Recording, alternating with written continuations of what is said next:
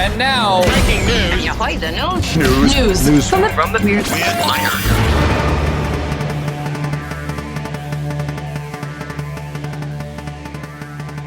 news from the Weird Wire. It's a funny story. If these are the reindeer games that Rudolph was excluded from, then we might have been better off not playing them. Tennessee's Jonesboro, I bet they say Jonesboro, not Jonesboro, Police Department reports on a Facebook post that a deer broke into a local Christmas store, causing havoc and eventually getting itself stuck in a chair. Wasn't the bear in the parade story the other day from Tennessee? Yes. They appear to have some issues down there with wildlife. Wildlife problems around the holidays. When it comes to Christmas, they're into it too. The lighthearted post describes the deer as clearly 3 sips too deep into the holiday spirits and making terrible life choices.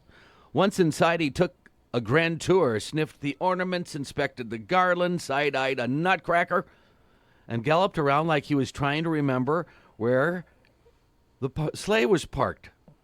Jonesboro PD showed up, made contact, and said, although it's almost Christmas, you can't act like this in a Main Street Christmas establishment. For crying out loud. Obviously you're not Rudolph. Prancer and Donner and Blitzen. Yeah. And gently escorted our tipsy legend back outside once he decided to wedge himself in the middle of an easy chair. Post is accompanied by a video of police guiding the chair-bound deer out of the store. Once they get outside, the animal was able to get loose and run into the night. That deer's got some stories to tell its other deer out in the woods that night. You'll never guess where I was. You think crossing the road scary? Try getting stuck in an easy chair.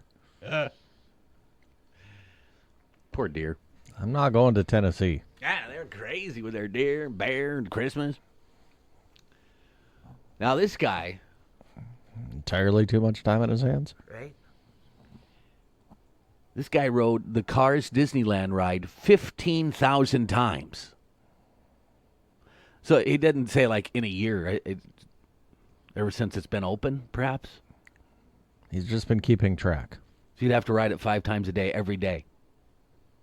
Well, I guess you can't do that. So I bet it took like more than a year. Anyway,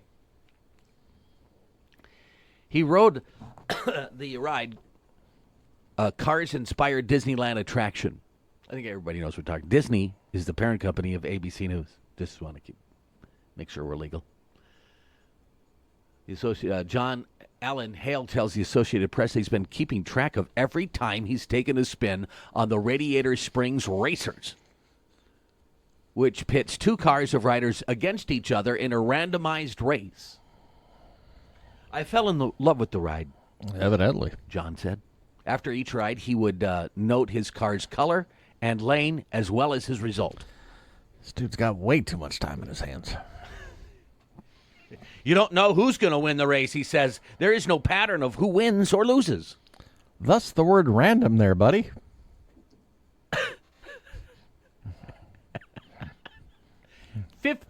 Upon taking his milestone 15,000th ride on Radiator Springs Racer, Hale celebrated with friends he made at the park. I would have, right? He saw people retire.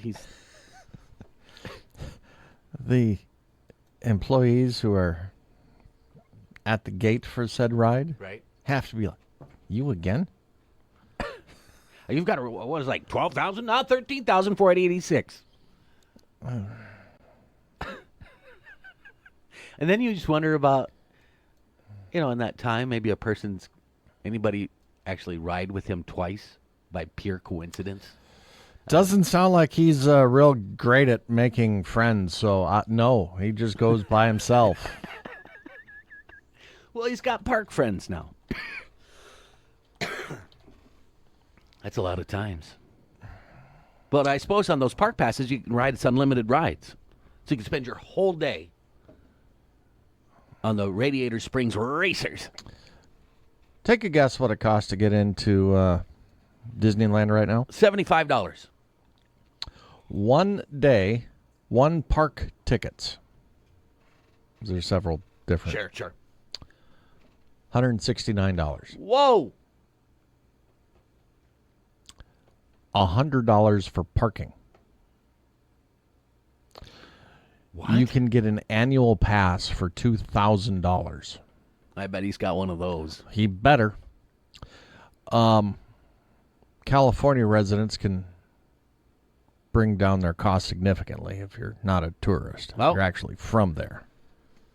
I suppose what she is.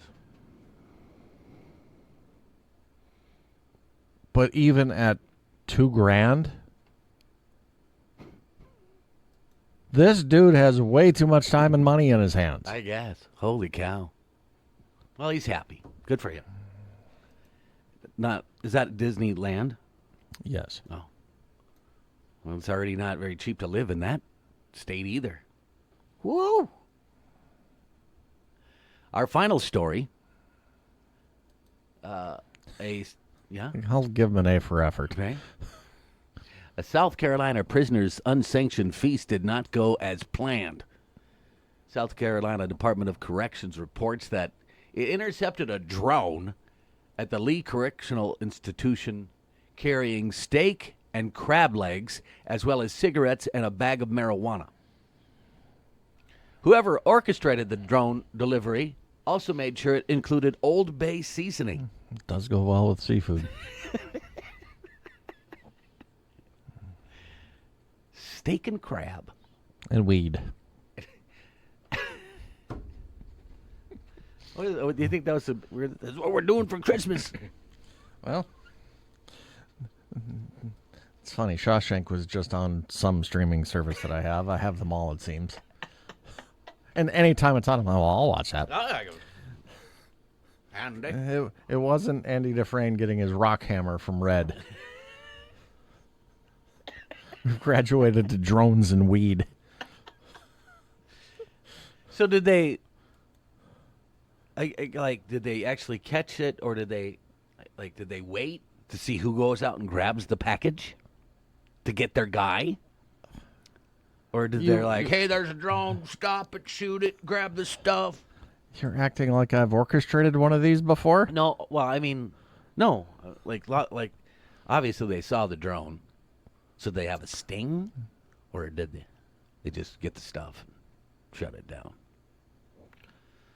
That's crazy. It's a good drone operator. That's got to be a special drone. I mean, I'm sure it wasn't one crab leg and a steak. It had to be like... How bad is your prison meal that you're going to go through this effort? Depends how long you've been in there. I sure would go for some steak and crab. Sheriff, if you're listening, I would love to hear some contraband stories that you have uncovered at the jail. I'm guessing steak, crab legs, and weed isn't on that bingo card. Well, probably not steak and crab legs. Oh, the weed, I'm sure, has been in there several times, but... Ugh. There we were. Tennessee, South Carolina, California. It's 2 days in a row we haven't left the U.S. Right. Enough going on right That's here. not good for us. That, my friends, is news from the Weird Wire.